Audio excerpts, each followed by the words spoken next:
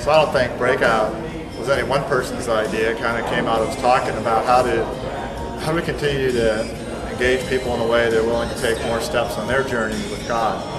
And Community Service Sundays did that for some people, but not everybody. I thought, well, maybe there's folks whose next step isn't service, but they just want to be engaged intellectually with something that is troubling to them, or questions they have about faith. There's a lot of questions many people aren't even sure you can talk about in church. So that's how Breakout started, and we brainstormed some topics, but then we kind of put them out there and let our community decide what they'd be willing to hear more about.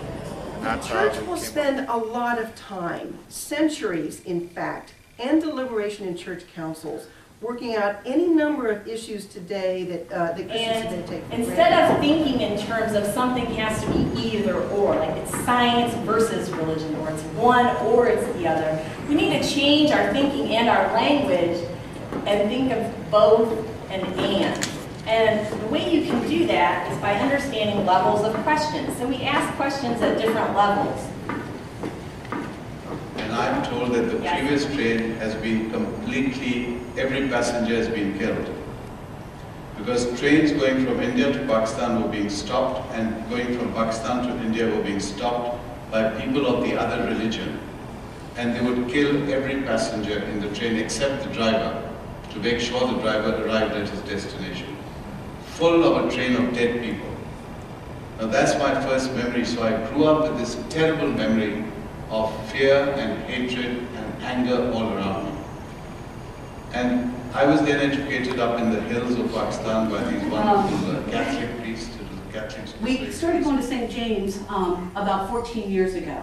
And that's where I really had my spiritual awakening. And I realized there that I had no idea what it was I believed or why I believed it. Again, I had never done Bible study. It leads to a new life and a new way of looking at people.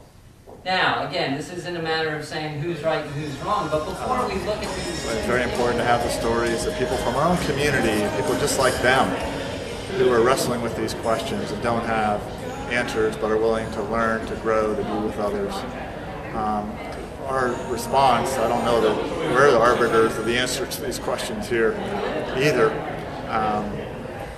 but hopefully people will begin to ask themselves maybe, why was I at this session?